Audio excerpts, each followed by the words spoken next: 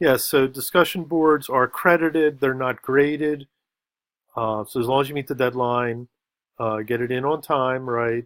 And you do meet the parameters of the assignment. You're just not handing in a blank piece of paper or making up your own assignment.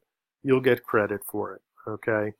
Um, so the discussion boards are working a seminar idea. They're trying to create a dialogue between the students and the instructor, also between the students. So it's you're essentially trying to do group work online, right? So we try to do that through discussion boards.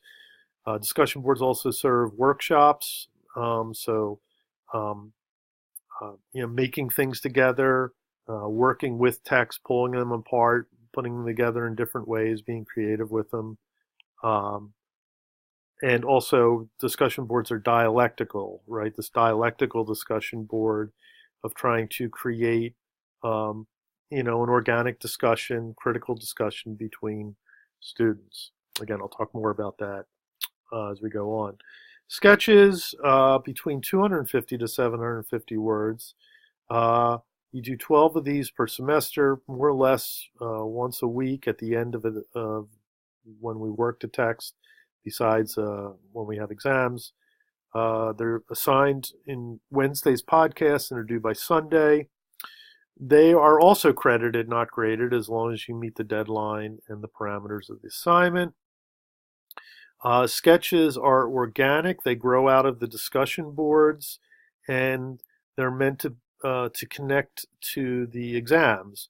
So basically, they're rehearsals or drafting for the exam. So I'll get you to, write something on a sketch, and more or less, you're going to see the same thing on the exam. Okay, so or something similar to it. Okay, so everything's connected.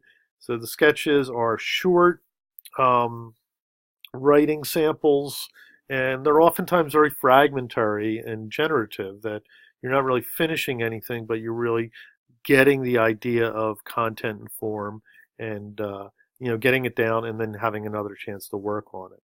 So I give you some examples of some sketches there, so you can take a look at those in your leisure. Text, we have 8 texts that we're going to be working with.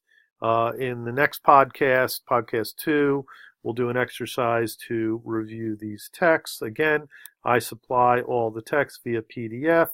Some of the texts are in common with IH1, so just make sure you're aware of that. Make sure you get the IH2 text or you work the IH2 texts.